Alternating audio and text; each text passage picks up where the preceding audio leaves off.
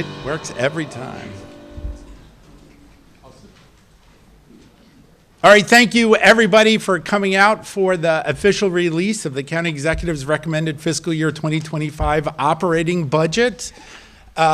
Before we get to the presentations, I want to take a moment on behalf of the County Executive, on behalf of the entire second floor leadership team, to thank everyone within the Office of Management and Budget in the Department of Finance who helped assemble the budget.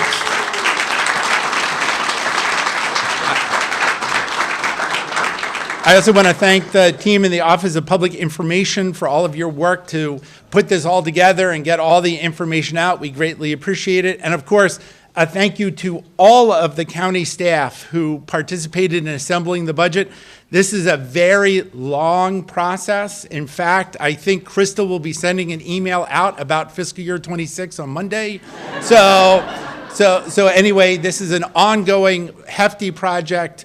Everyone makes the county executive and I look good for these presentations, but an enormous amount of work that goes into it. So thank you to all of our department directors, office directors, all the budget leads, everyone across county government who helps us get to this point. So give them all a round of applause.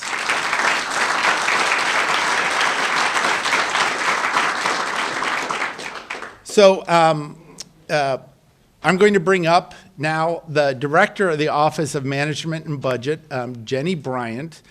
Jenny has been a longtime county employee, and this is her 29th county budget. I know there are a lot of, wow, there's a lot of, yeah. So she started as a high school intern, and now she's the Director of the Office of Management and Budget. So with that, Jennifer Bryant.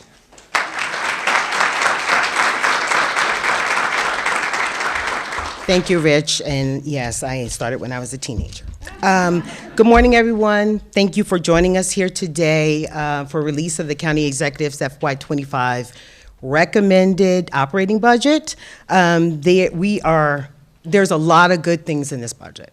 And while I have the opportunity, I'd like to thank Team OMB for all their incredible work they have done over the last several months, and all of our county department partners, because without you, we couldn't get all of this done in the time frame in which we need to. It's not an easy job, but somebody has to do it. It is rewarding, however, to see the commitment to Montgomery County residents in every budget that we do, and particularly this one. There are a couple of things I'll point out, but I don't want to go on. This is the County Executive Show, and you will hear more about these things in detail. The first thing I'd like to say is there are no new taxes in this budget. I stole his line, but he's going to say it again. This budget replaces federal funding that will lapse in FY25. This includes programs that were started during COVID, and they were to support the county's most vulnerable residents. This includes food resiliency programs for our disabled, programs for anything you can think of that acts as a safety net for our most vulnerable residents. This budget also includes funding for MCPS above maintenance of effort, and provides funding for other investments in children and youth outside of MCPS. It fully funds the negotiated labor contracts and includes inflationary adjustments for our county's partners. And also in this budget, there are investments to support our business community, which will allow businesses to grow and flourish here in Montgomery County, and will also allow us to attract and retain new businesses. There are salient investments in public safety that will help challenges of recruitment and help with all the crime-fighting efforts that we have going on with the police department. There are investments in fire and rescue to make sure that they can respond in a timely fashion to emergencies, and other great things. I could go on talking about this budget forever, but I won't. I think the most interesting details will be in County Executive Elrich's presentation. So with that, I'm going to turn it back over to Richard Madaleno, Chief Administrative Officer. Thank you.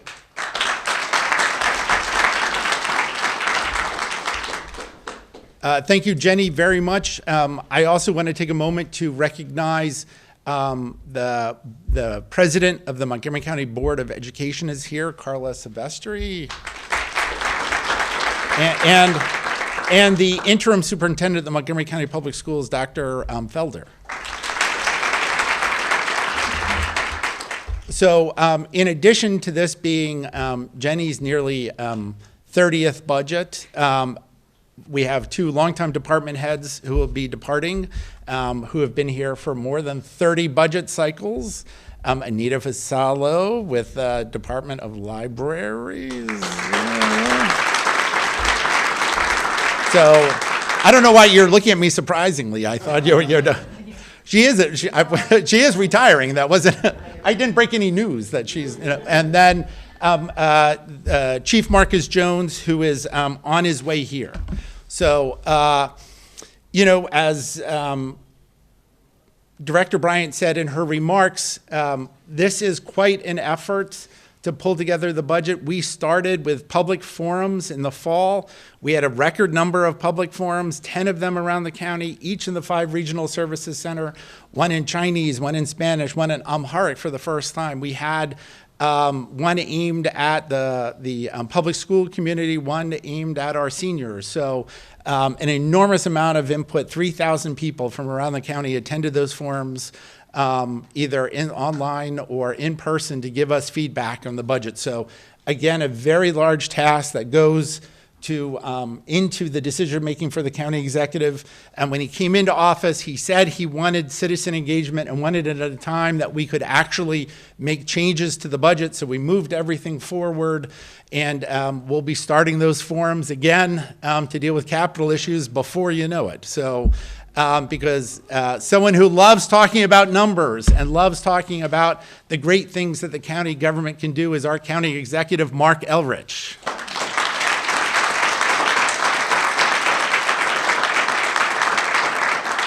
So a couple of things before I hit the meat of all this. I do love talking about numbers, and this is one place where my staff can complain about my talking about numbers because it's a budget. And so there are lots of numbers in the budget, so I'm really happy to be able to do that. And I want to just reiterate Rich's point. This is my, I think, 18th budget, 6 as an executive and 12 as a county council member. It's a lot of budgets. And I feel really good about this one. And I feel in the context of my time as executive, I really feel good about this one. You know, my first budget started with being told we had an $80 million shortfall. And a lot of that was in the current year spending, which means cuts to programs in the middle of the year, which is a horrible thing to have to do. And then there was the COVID budget 1, COVID budget 2, recovery from COVID budget 3, when the federal money starts disappearing, and this is probably the most normal budget that we've been able to do. And I think, you know, it is a very different process, but even with this process, we started on a path and the budget would have been larger. And then, and we were projecting incredible reserves. We still have incredible reserves. We had even more incredible reserves. And then the distribution, the first of the year, January of this year, was the tax collected from December of 2022, and the problem was that was an enormous drop in the capital gains income, which resulted in was a $100 million drop in our projected, and so our projected surplus drops $100 million overnight, and the budget we were working on had to be shrunk. And I will say that I spent 2 weeks trying to pull about $81 million, and if you don't know what the pain is of actually looking at things you really wanted to do. There was nothing frivolous. We weren't, you know, building a racetrack or any of this other nonsense. We were just focused on delivering services to people. And to have to sit down and say, I can't do this and I can't do that was a really difficult thing to do. Not something I wanted to do. But on the other hand, it's healthier than budgets we've produced before. Our reserve targets were 10%, which we only achieved in my administration, never achieved before that. And this year, we'll end this year at about 15. Current year, we ended about 15. And that's enabled us to take some of that surplus and spend a lot of it on one-time expenditures. We're not supposed to spend it on things that have ongoing expenses, but we can spend it on one-time stuff. So it's kind of exciting to fill some gaps we haven't been able to fill with one-time money. It's nice to not be thinking about a budget that we have to either do only what we did last year, or to even retreat from things we did last year. So I start this, I think, in a really much happier place. As much as painful as the last couple of weeks were and the cuts we had to make, I still feel this is a really sound budget. Next. So we make key investments in the 25 recommended budget. We preserve vital services for our county residents, record funding for Montgomery County Public Schools, and other enhancements for county programs to support children, specifically on the school. This is $107 million over last year. It's $132 million over MOE. We could have taken a $25 million cut in this budget to stay within our MOE guidelines. We didn't do that because that would have meant pulling teachers out of classrooms and doing things that would have been disruptive to schools. So we are at, 132 million over last year. It's 107, like I said, 107 million in new money. We're working with the school system to close whatever gaps remain. We think we can do this. I know we can do this without having to tap in to either our reserves or back into the basic budget. So I'm happy about where this gets us. We fully funded Montgomery College's request, partly because Montgomery College was so astoundingly reasonable. If anybody's here from Montgomery College,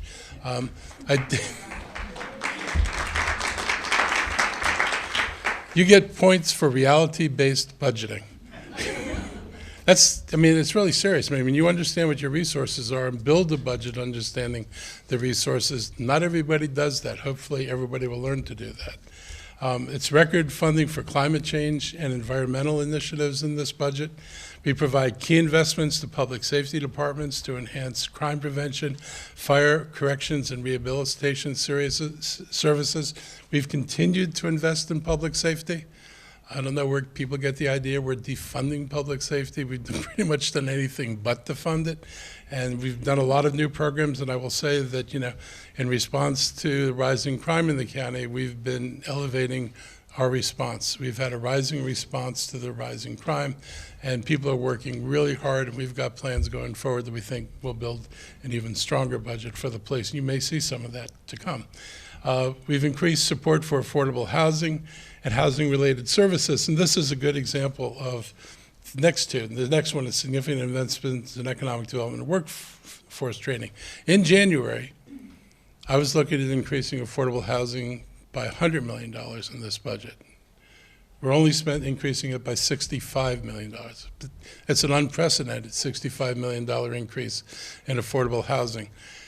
In January, we were talking about creating a $25 million economic development fund. We wanted to have resources available to help people who want to expand here and grow here. It's down to $7.5 million in the budget. Those are things that had to come out that did not have human services impacts. Those are some of the hard decisions we made. This budget provides additional support for our county's community partners. That's all the nonprofits that make us look good. I continue to remind people, as much as we do, a lot of the work at the community level is carried out by nonprofits, and without them, this work wouldn't get done. And if the county had to do it, it would cost us a whole lot more, and we would do a whole lot less. So I'm really grateful to have these partners. And our side of this is we're adding a 3% increase to the budgets of nonprofits to make sure they can cover rising expenses, and that includes disabilities and also senior care programs. Next. Budget pressures, they're still there. High inflation and cost increases for county services. Everything has gone up. Now, obviously, fuel's down a little bit, but fuel's not where it was before. And over the last year, fuel is not in a good place at all. Construction costs have gone up. We have a hard time keeping up with inflation in construction. Construction services have gone up because people are paying more. People in the private sector are paying more to attract and retain employees, and has an impact on us because we compete for the private sector, with the private sector, for employees. And if our wages don't match their wages for similar jobs, people go to the private sector. So that's something we've struggled with. We are making efforts, like with the police and fire almost immediately, but with other departments, where we're adjusting pay levels to match what the private sector is paying, because if we don't match it, we don't get those people. If we don't get those people, we don't deliver services. It is a very competitive labor market that we're dealing with. We have increased demand for county service, increased needs for assistance for individuals, families, and businesses. And I'll say that food is probably one of the things that we notice most. We spent about $17 million last year. We're spending about the same this year. This is unprecedented. Before COVID, we weren't spending any of this. During COVID, we were meeting amazing needs in the county. But what COVID showed us is that when people were immobile, they had absolutely no place to go to get anything. And so we were the only place. But it also showed how many people, now they were coming to our doorstep. And when they came to the doorstep of all the agencies, all the nonprofits, religious and private, that serve this county, the need for food was demonstrated to be much greater than any of us had anticipated. And if you talk to any of their providers, they'll tell you the lines are the same as they were during COVID. And so the need has persisted, and it probably just shows the underlying disparities in the community, much as the healthcare needs. What we did during COVID revealed the extent of the health disparities in the community and the lack of services that many minority communities do not get. We've had a decline in transfer and recordation tax revenues. Thank you, Mr. Powell, for keeping interest rates so high that people don't want to buy or sell homes.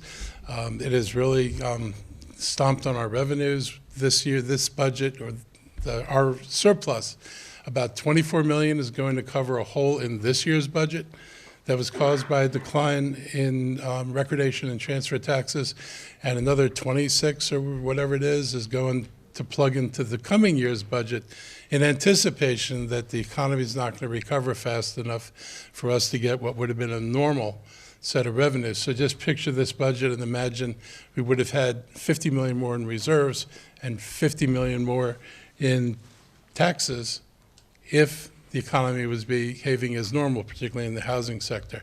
And we are projecting a mild recession impacting FY24 and FY25 revenues, but everybody says it's mild. It could be extremely mild. We hope it's extremely mild. Next. In developing the budget, and Rich touched on this, we did all these community forums, and they were significant because we used to do the community forums after the budget was done. And I thought, this is a really weird way to do it because they don't even know what we've done. We're asking for your input, and the input was totally useless. And so we started at the beginning. Our forums, I think, started back in October. Was that early? And we were asking people what you want, and it gave people a chance to help us think about what the biggest issues were in the community. Our reserve levels will project to be 15% at the end of FY24, 11.6%. Even after spending them down on all of the one-time spending we're doing, we're going to wind up with 11.6 million, 6%, and it's about 106 million over our current 10% reserve target. But I'm comfortable leaving a cushion in there because if there is a mild recession, we don't want to take ourselves under 10% because the rating agencies will not be happy. And so we're trying to make sure that we wind up in the right place when we get to the end of FY25. Rich, do you want to talk? And I'm up here in case I have to insert vital information. Yes. Or We're gonna tag team to get through the whole presentation. So, as the county executive mentioned, a record amount of money, $3.3 billion for the public school system, the largest ever increase for the public school system that was not tied to a tax increase, so of $107 million. So, and again, reiterating, that's $132 million above maintenance of effort, or $888 increase per pupil, also putting money into the early care initiative. Do you want to move on? So again, those of you who participated last year saw this chart. While we have a record amount of money on a per pupil basis for the upcoming year, when you compare it to inflation, inflation-adjusted dollars, we're still not quite up to the level we were at in the time frame right before the Great Recession. So we're making progress. There's still a gap to close. So again, as the county executive mentioned, and one of the big budget pressures we faced were having federal funds that we've been getting to help with COVID response and all the other economic dislocation that occurred, having us step in and replace some of that money with our general funds. So you'll see this $3 million increase for homeless shelter capacity, security, and overflow sheltering during the winter. The county executive has been joined by the county council on an effort to end childhood hunger in Montgomery County. So you're going to see $17 million to help with food insecurity, including $3 million to be distributed through HHS and 14 through our Office of Food Systems Resiliency. So, and enhancements to help make sure that children who receive free and reduced price meals during the school year have access to food during the summer. Mental health and substance misuse. So we've had crisis teams out working with our first responders to deal with people suffering a mental illness or substance misuse. We currently have budgeted 5 crisis teams. 3 of them are up and running. 2 we're trying to stand up with additional staff. And we are going to have 7 in FY25, all supported by county dollars. We're in the process of working with the council to set up to use the money from our opioid litigation that has come in to help with substance misuse. And we are doing a county government-wide program on youth safety that's being headed up by our wonderful health officer, Dr. Keisha Davis. On affordable housing, I know the county executive is going to want to jump in on this one, but as we pointed out, $65 million in additional funding to finance affordable housing. So a record amount of money of $169 million to support the preservation, production, and protection of affordable housing in our county. We are providing more money for rental assistance, another place where the federal funds are going away, and we're jumping in with our own funds in order to make sure we keep people in housing, that people aren't evicted. So you see a sizable increase for HHS in their rental assistance programs. We are standing up the support for the rent stabilization law that was passed by the county council at the urging of the county executive. So DHCA will have a more robust ability to enforce that law, as well as working with common ownership communities in the county. In public safety, you heard the county executive talk about enhancements to technology for public safety. Not only are we continuing to provide bonuses to try to recruit more police officers, we're working with a new recruiter who has been successful at some of our neighboring jurisdictions to help bring in more people into the police academy. We are going to be expanding our drone as a first responder program. Hopefully people know we are the largest police department in the country using drones as a first responder. We have them flying out of Wheaton and Silver Spring. We're going to add Bethesda. And then one for Gaithersburg, Germantown, and Montgomery Village. We can have a wider area in the up county because there's less sensitive airspace, so we're going to add 2 more drones in zones in the county. We're continuing to put money into technology, the license plate readers, automated traffic enforcement. The police department just recently won a $500,000 competitive grant for new equipment for ballistic testing and a mass spectrometer to look at other evidence. The federal budget, thanks to our congressional delegation, had $936,000 earmarked for more technology for our police department. So we're working aggressively to make sure our police have the best technology out there to enhance our crime fighting efforts. In public, for the fire department, we're providing additional staffing at the Sandy Spring Fire Station. We are launching a fire camp for girls. We're trying to get more young people, especially girls, to get excited about being a firefighter.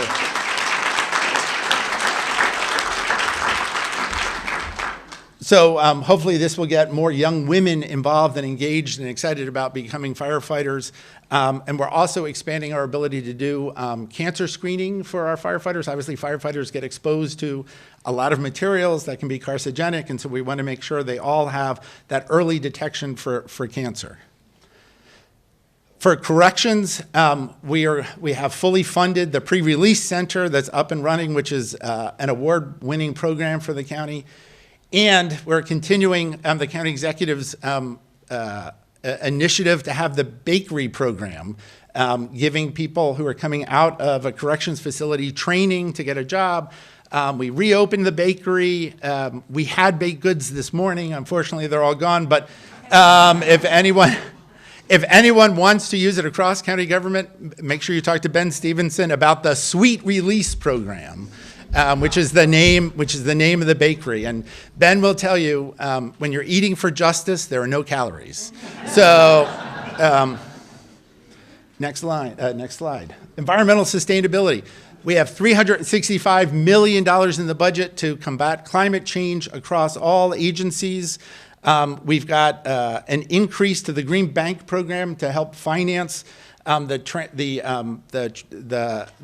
transition from gas to electricity in many of our buildings. So we are working hard across transportation, across environmental protection in order to combat climate change. More information about what we're trying to do. Again, helping small businesses, nonprofits deal with our building energy performance standards, as well as building out our electric vehicle system for both our buses and for other county vehicles. The county executive, as he mentioned, I don't if you're going to jump in on this one, a record amount of money for economic development. We thought early on when we figured our reserves were topping 17%. They dropped down to 15%, which is still a sizable and record amount of surplus reserves.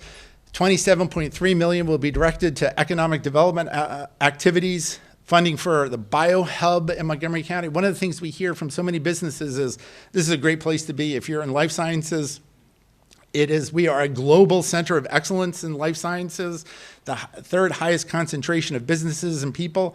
But one of our barriers to growth in this field is not having enough trained employees. So the BioHub hopefully will provide that connection to bring in more skilled workers, which make us an even more attractive place to locate.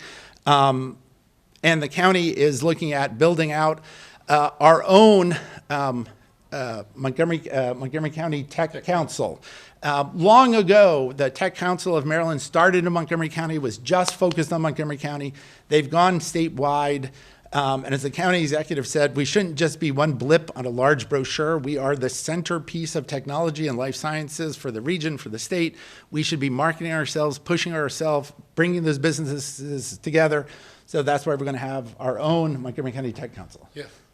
So I just want to add something at this point. The context of what we're doing, we're like the number 3 in the country region. We went from number 4 to number 3, so that's progress. What we're looking at are what are the holes in Montgomery County's landscape that Boston and San Francisco have in particular. Obviously, Raleigh still has some things we don't have. And the goal in this budget is to identify the things that other people have that we don't have, so we're able to put those things in place. We want to be in a position where nobody comes here and says, we'd really like to be here, but for this, we would come there. We don't want any more but for, this is why we're going someplace else. We want to make sure we can fill those gaps. So the training facility for manufacturing is a big deal. The biotech community wants us to create our own tech council. We're not going to call it the tech council, but they want us because they want to be promoted. They are kind of, people would say we punch under our weight nationally and internationally. We have all of this stuff here, and people don't know where we are. If you said Shady Grove Life Sciences, it would mean nothing to anybody else in the world. If you said Boston or San Francisco Life Sciences or North Carolina, the Triangle, that all means something to everybody else in the world. And so we need to make Montgomery County mean something to everybody else in the world. So we need to start marketing ourselves and telling a story, but we also need to let them know that we're willing to invest. I will say that historically, in general, both on issues like this or transportation, we've been unwilling to invest. And frankly, the state hasn't invested very much either. So not only do people tell us that other people have more toys than we do, but they'll tell us that, I'll go to Texas or South Carolina because they're offered better incentives. So we're talking to the state, working with them about how the state can enhance its programs. We know we need to enhance our programs. We think we compete really well on all the metrics, so figuring out how to plug these holes, and we know what the holes are. So between increasing our incubators, we've been approached by a major company that does world-class incubators, not just in one place. They do these in about 13 places around the country. They've proposed opening up one here. That would put us on the map with a name brand that everybody in the world would recognize, and it's the kind of thing we need to do. So I'm always very careful about how we invest. And I've been often critical about some of the investments that we've made. But when you invest in things where they actually pencil out, when you can look at this and say, if we put this money here, we know we're going to wind up with more money coming back in, those are the deals we do. And I'm really happy to say we've put out a lot of money. Nobody will criticize us for not having put out a lot of money over the last few years, but we're going to continue to make the investments we need. And I'm confident they're going to pay off. And it's really amazing to see the sciences. And if anybody ever wanted to get geeky, we could talk about the incredible advances that people are making here, because you are living in the center of a place that's going to alter human life and the prospects for all of our future health. And I don't think people always grasp that, and all the negativity out there about the world and what's going on. I don't think people realize how close we are to things that are life-changing in a good way. So we want to be a part of that, and that's why we're putting money in it. This fund has $7.5 million for small, high-growth businesses, so we can help them. There's this thing called the Valley of Death. Like, you get a product and it looks like it's going somewhere, and then you need more money, more than the little bit of money you used when you figured out what the secret was. And then there's this cliff. It's hard funding that funder who's going to take you across what you have to do to get to the next stage. We want to make sure that for companies that are really ready to go, they're able to plug in there to make sure they survive to the next stage and they can get themselves in the commercial market. We're adding 2 more business liaisons in the Montgomery County Business Center. We resurrected this after the last administration when everything went to EDC, and they completely abandoned local economic development. That stuff was shrunk and scattered. And we've put back together the teams, and you'll find our people now going door to door in business centers around the around the county, meeting with companies that want to start up, meeting with companies that have troubles and need assistance. So we're finally doing what we think a local business center should do. And it's a total, we've added $2.4 million to WorkSource Montgomery. It's a 21% increase over last year. The Sports Summer Rise Youth Program and programming for the correctional facility. But I've got to say, when I came in, WorkSource Montgomery was nothing to be proud of. In terms of who they served, it wasn't who they should serve. And the number of people they served was pathetically small. I remember sitting in a council meeting where they came in talking about the East County and said, yeah, we got 5 people. Really? That wasn't very impressive. And we're actually doing real work now. He works with thousands of people. He works with lots of businesses. And I'm really proud of the work that they're doing over there. So there's a lot of really good stuff going on. I just want you all to know about it. I don't always talk about economic development, but I want to be clear. We see this lane. This lane belongs to us if we want it, if we're willing to take it. And I just want to be clear. We're going to own this lane, and we're going to take this lane because we can actually perform well here. Thank you. And leading some of our efforts in the executive branch, newly confirmed unanimously by the County Council, Assistant Chief Administrative Officer Ken Hartman Espada, and Gene Smith from the Business Center team. So on the transportation front, we will be launching the Great Seneca Transit Network, which will provide access from the Shady Grove Metro Station across to the University of Shady Grove and the whole Great Seneca Science Complex. So helping people in Rockville, Gaithersburg, and Shady Grove. We're going to continue to repair and replace bus stops, bus shelters, funds for roadside tree replacement, and then something that I guess the community greatly wants, stump removal services. So Chris and Emma are going out today to start pulling out stumps. Additional money for road resurfacing. We maintain most of the roads in our jurisdiction, and we got to keep that up. And then additional funding for our Vision Zero approach to make sure we are reducing, if not eliminating, all pedestrian deaths on our roadways. For libraries and recreation, expanding access to digital materials, as well as more funding for world language programs. We have a lot of people in this county who want materials outside of English, and the library system is quickly moving to address those needs. In recreation, another year of free fitness passes for all of our rec centers so that we make sure everyone has an opportunity to get healthy, and use our facilities without cost, expanding Excel beyond the bell, so after-school programming through our rec department to both Eastern and Banneker middle schools. For the county government, we have a presidential election this fiscal year in November. We are fully funding the request from the Board of Elections in order to operate that election. Part of it is we get a bill from the state to run this election, so we want to make sure we have all the services, safety, and security around the presidential election.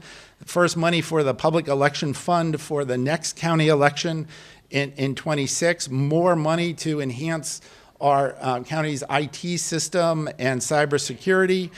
We are going to be shifting the MC311 program from its current home in the Office of Public Information to our Department of Technology and Enterprise Solutions. So much of MC311's work is around technology, and therefore it's a good fit to have it in TEBS. We'll soon be launching a new 311 artificial intelligence bot, Monty 2.0. So we will be unleashing this more or less toddler through our website and trying to have it learn about county government and the needs of our residents. But look for that, and that's going to give us an opportunity to interact in more than 100 languages, too, across our county. So, as the county executive said, we are fully funding, obviously, all of our employee contracts. The county government does not work with the employees without our employees. We have incredibly talented, dedicated employees who help the residents of our county every day. So we fully honor them and fund their contracts.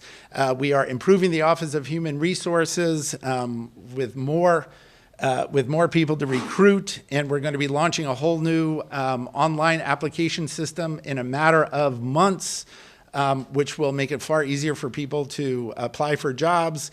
We're centralizing many of the labor functions in the Office of Labor Relations so that we have coordinated and consistent relationships with our unions. We are eliminating 60 long-term vacant positions and repurposing 40 other long-term vacant positions for other purposes in county government. So we will be using, again, eliminating 60 and then shifting 40 to other roles. With our community providers, we are continuing funding for our community grants program. You can see the various categories here, including $1.2 million for nonprofit security grants. We announced the round just yesterday for FY24, and there'll be another $1.2 million for FY25. There's a 3% increase, I should say, there's a 3% increase for all of our community providers, so people working in the developmental disabilities, adult services, and other community providers that we deal with. Next slide. Park and Planning Commission, almost an $11 million increase. WSSC, as we had agreed to with Prince George's County, so not news here, but an 8.5% rate increase per the spending affordability guidelines, fully fund the request from the county council, and restore money for the Office of People's Counsel.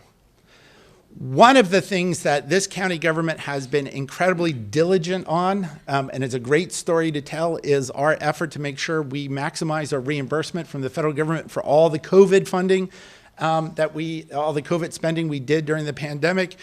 We have requested more than $218 million from the federal government for reimbursement for things that we did. There are few, if any, local governments around the country that have been as aggressive and prepared to do this. It has taken a lot of work from many people in this room, especially the staff in the Department of Health and Human Services, to make sure we are keeping track of things. Earl Stoddard told us from the beginning we should do this. He made sure we had a consultant on board, and we kept track of all of our spending, and we've put in $218 million worth of requests. We have already been approved for $117 million. We are waiting on the last $33 million to come our way. The federal government has to give it to the state. We found out today, they sent it to the state today. So look for Earl with a giant ceremonial check walking around Rockville, looking for an ATM to put it in. But we are going to be receiving that $33 million. The county executive has suggested, and we will be sending over an amendment to the budget for these items to be spent, to be used with that $33 million, so that we can't bill it into the budget formally, but we are going to be sending over those amendments as soon as the money is in the bank, and this is what we're going to spend it on. Some things I want to point out are continued effort to the Newcomers Program, funding for the Kid Museum, funding for Black Rock Center for the Arts, funding for the Glen Echo Spanish Ballroom Project. This is the full amount of money for us to put in so that the feds can put up their money to make sure that that facility is continued to be maintained. The money for the high growth small business program, and a variety of other things that you can see on this list, including several additional pieces of equipment or programs for the police department. So, so look for all of these to be going over to the county council as soon as the money is in the bank. We are also putting in $500,000 for a sexual and gender minorities health center project, working with the council members to make sure we are providing assistance to our trans community. And with that, again, thank you to all of you who helped get this budget to this point. It is a very strong budget for the community and for continuing to keep us moving forward and for recognizing and appreciating the great work of county employees. Chief Jones is now here, and again, a special shout out to Chief Jones and Director Fasalo for their decades of commitment to the people of Montgomery County and in their last budget rollout. So we will happily send you the invite for next year if you want to come. If you want to come, because there might. Well, who knows next year? But we keep finding things that we think Chief Jones would be interested in. So, but thank you all, and I don't know if you have any concluding remarks or you want to go straight to questions. I'm happy to go to questions, but I did want to say when we talked about transportation, I just want to reiterate something I've said before. This county is not able to build the infrastructure it needs to be fully competitive with jurisdictions across the river. And I want to be blunt about that. And we get a lot of nonsense from people in a certain industry who keep saying, oh, this is such a high tax district, and they'll go to Fairfax County. And what we've been pointing out over and over again, and we did this at the state level, is that Virginia's taxes on commercial property dwarf our taxes. And so if people say they're going to Virginia because it's a low-tax jurisdiction, it's not true. They go to Virginia because it's a high-tax jurisdiction that took that money and reinvested it in transportation and infrastructure to make them attractive to businesses that come there. When they needed the Silver Line, they figured out how to fund the Silver Line and plug it through Tyson's Corner. Any of you who are old enough, and I'm guessing most people in the room are, to remember Tyson's Corner pre-Silver Line, in Tyson's Corner now, it is a radically different place, and it was a place that was transformed by investment. Virginia has been able to do this over and over again, and people have got to get it out of their heads that everything you want to spend is not an expense. Sometimes it's an investment. Putting money into infrastructure that makes people want to come to where you're trying to attract them is an investment, and we continue to lag. We don't have the resources to do this. We have a very limited capital budget. Our bonding, if you follow it, we've been at $280 million a year. So bonds are supposed to pay for construction projects. So what has happened with inflation? Every construction project over the last 5 years has gone up, and the value of $280 million has gone down. We are buying less today than we were able to buy 5 years ago. And people wonder, why aren't you building the schools, or why aren't you building the transportation? And the answer is real simple. You're not building it because you're not willing to put tax money into the places where it's needed. We do not need to tax Montgomery County taxpayers for this, and that's another thing. They use this, you're going to raise taxes as if we're just raising taxes generically. No, we want to raise them like Virginia did. The business community over there thought taxing them was a really good idea to build things that built value in their communities.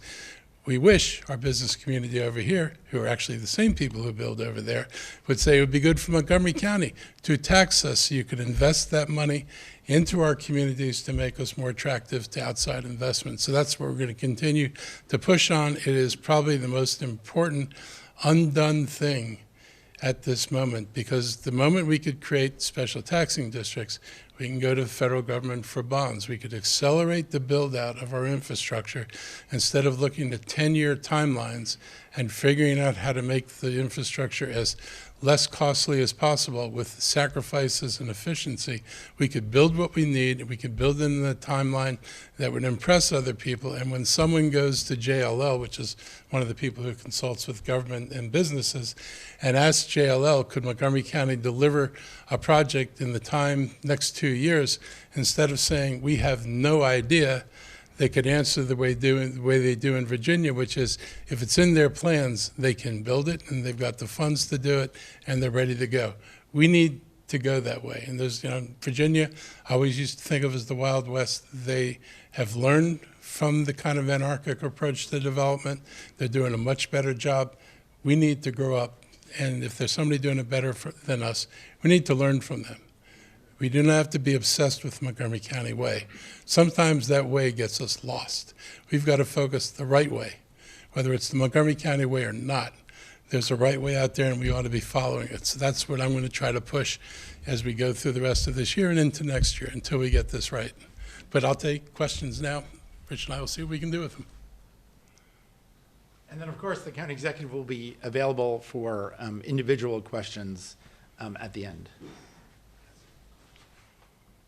Any questions from? Still processing about Yeah. Kind of simple, number here, number there. So just so you know, that the entire budget is now online on the county website. You can get all the information on the county website, montgomerycountymd.gov. Go to the open budget page, or there's probably just a link right from the home page. You can get all the information about the different departments. You can look at information by different categories: economic development, senior programs, climate change, all of those things. So all of that is available, and books will be going out to the libraries tomorrow. You spoke a little bit about the challenge that government here and across the country is facing with the COVID funds drying up, and then also that you had to make decisions about what programs would become long-term, continually funded programs. How did you make those decisions? I think reality intruded. There was a lot of money for housing, rental assistance, and that's gone. And those were enormous sums of money. We could not have found that money absent a serious tax increase or cutting other programs. And when you look at this budget, there's a bunch of stuff you're not cutting. You're not going to take it out of schools. You're not going to take it out of police and fire. So as soon as you take those things off the table, you wind up taking it from some other agency that delivers services that people want. So, that was one we didn't keep, but we kept the food program. That was a more manageable sum, even though it was $17 million, but it also affects people's health. It affects the health of children. You could look at this and see immediately what difference it would make. And so that was one of the choices we made. That's the kind of, we tried to look at what can we handle and what were the most impactful on people's lives here in the county.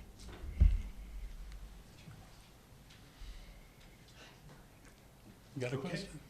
Nobody else? Cool. Well, several people might have some. Oh, You do?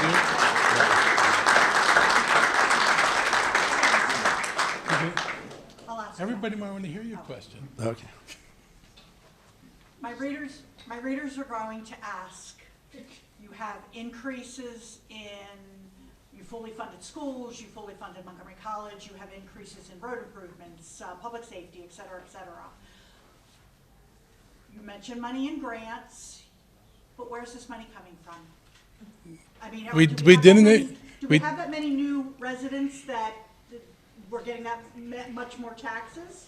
Well, we get the benefit of rising property values. That's one thing that is upheld through everything is both residential has gone up, but even in some parts of the commercial market, values go up. So everything in commercial is not all down, and Montgomery County is less reliant on commercial property taxes than they are residential. So we've been in a pretty overall healthy department. Income taxes have been healthy.